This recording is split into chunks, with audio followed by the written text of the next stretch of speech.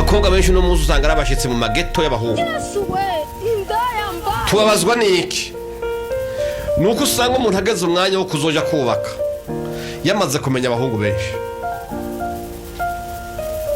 Aza abahungu benshi, aza b'inzobe, aza birabura, azi barebare, abonze, abateruye ivyuma n'abatabiteruye, abizi ishano ryose ararizi.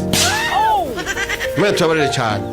Ni hamwe usanga mu nyuma kubera urukundo yagira rutagaguza ahantu hose. Niyo yashitse mu rugo biramugora kugira ko yokunda umugabo nkuko yo bari wa mbere babonanye. Kubera urukundo yagira rumanyagura rusanzaza mu nzira. Imana tubabarire cyane.